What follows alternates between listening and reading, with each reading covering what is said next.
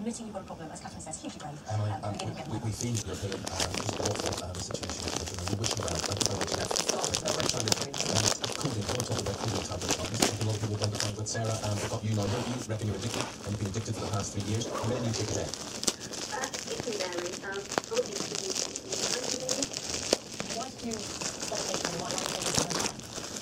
It started out again similar to Wendy. I had a car accident, and I was prescribed Hauppauge prescription, which I took for about 18 months. I was aware probably after about 6 months I didn't use them anymore, but by that point Have you told anyone? Have you told anyone? So have you talked to the family or friends? Catherine, what I find fascinating with all of this, people are going along in their lives. A lot of people may be listening to this item today and say, well, this doesn't affect me. I'm certainly not addicted to anything. Neither were you. Neither was Sarah, until something completely unexpected happens in your life. Well, we know from research that's coming out today that it takes 2 to 10 days for people to get addicted to these kind of opiate and over-the-counter medications. So this is not a moral failure. You know, this is a side effect of taking strong painkillers. So are some people predisposed towards this? Is that what you're saying? Or are we all...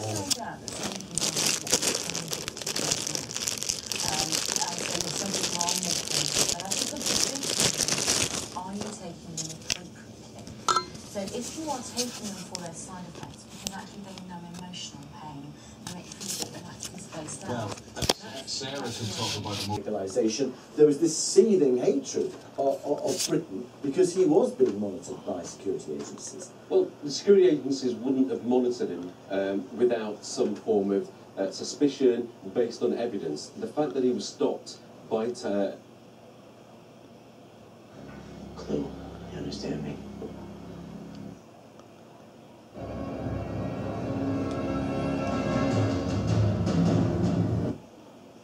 evidence to suspect that he'd been radicalised, and one would hope that if there is somebody that poses a potential danger to our society and our country, if he or she, and there isn't enough evidence to actually charge this person, then one would hope that the security agencies are actually keeping an eye on them and doing their job.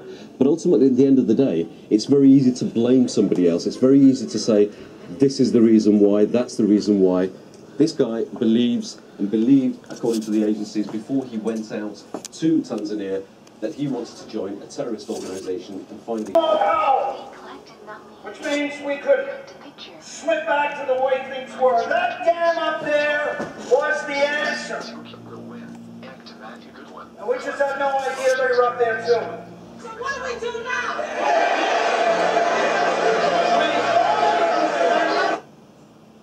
Clacton Weather tweeted. Because that power is not just about keeping the lights on. It's about giving us the tools to reconnect to the rest of the world, to find out who else is out there, so that we can start to rebuild and reclaim top comics from the stand-up scene. the world we love. 5 of the stand-up circuit as top comedy acts. Link to clacton.co.uk. There is no alternative power source. That dam is the only option.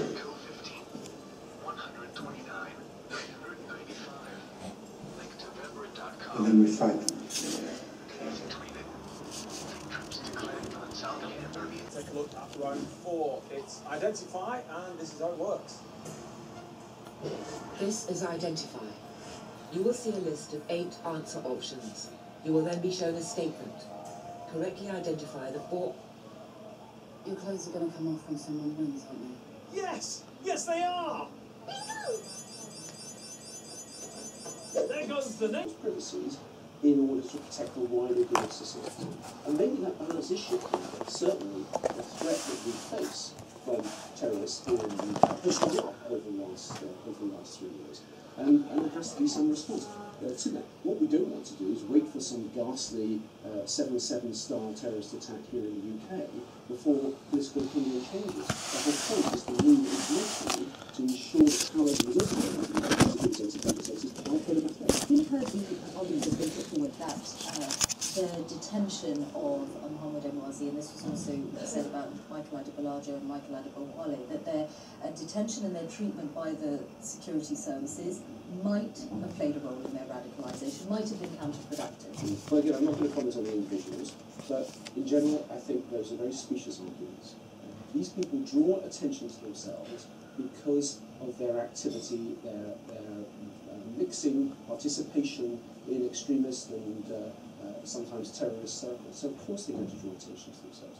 And by an approach, if that's what happens, you give the opportunity to the individual to draw back from the terrorist group that he's about, it's usually a he, sometimes a she, about to mix with. And you also give them a warning. But the idea that somehow being spoken to by a member of MI5 is a radicalising act, I think this is very false and very transparent. But there are judgments that the agencies have to make all the time, don't they, in coming across an individual, in deciding whether they are someone that you want to try and win over, or whether they are someone who will never be on our side, and therefore has to be then watched very closely at the very least. That's true, and intelligence services are there to gather intelligence, so identifying people who could be sources of their high priority. But you can't... What less seems to be understood about why people are being radicalised, and particularly why people are being radicalised in Europe, given the numbers. You're speaking about several thousand extremists in this country. Why do you think that young British Muslims often appear to be vulnerable in this way? Well, I'm not an expert in this area. I headed the Overseas Intelligence Agency, MI6, not the Domestic Security Service. Understanding and penetrating is a lot of what MI6 has been doing. You ask about why people are radicalised. I think there are two main reasons. One is that people in this country are not as integrated as we would like them to be. Other religions, whether they're Hindus or Sikhs or Jews, are very well integrated into this country. Muslims are less well integrated, a number of individuals into society. France has got a bigger problem on this than we have, but we haven't solved the problem either. So that's one. Thank you very much. First-time buyers who are under the age of 40 can register to buy new homes at a discount of up to 20%. It's part of the new starter home scheme to encourage more people onto the property ladder. Labour say the plans will ring hollow for those priced out of the market. The government hopes that 100,000 new houses will be built specifically for first-time buyers by 2020. Reaction to the government scheme, I'm joined by Andrew Whittaker, who's Director of Planning at the Home Builders Federation. He's in our Oxford studio. Well, good morning to you. Can you just explain to us in reasonably straightforward terms how this is supposed to work? Essentially, local authorities will need to bring forward brownfield land, i.e. land that has been take away just the greens, which is what the family of the speech, you know. Yeah. The beauty of this is that we put everything together. Responsibility is to make sure the president knows what's going on around the world. Secondly, it's a meeting room, a place where he can go either in crisis or meet with his advisors in a secure, safe place. Thirdly, it's his communications. Thirdly, it's his dedicated communications between the president and the prime minister in Great Britain, or whether it's a connection to the CIA's communication systems or DOD's, it's all the same.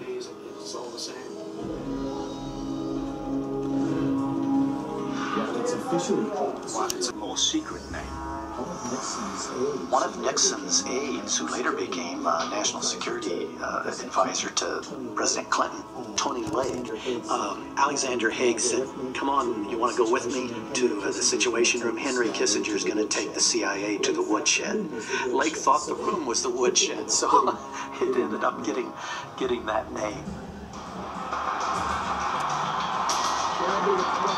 Shall be the policy of this nation to regard any nuclear missile launching as an attack.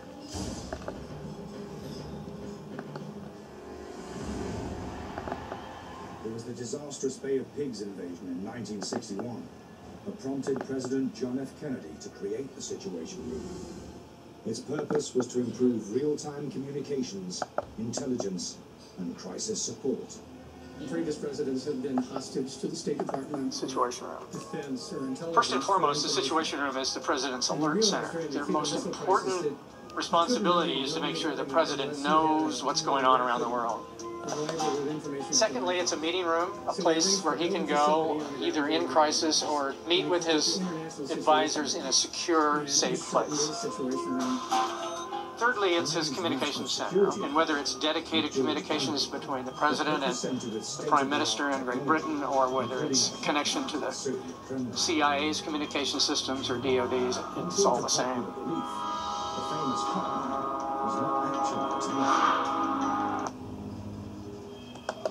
The hotline to the Kremlin was a teletype device. I think it allowed for more security of the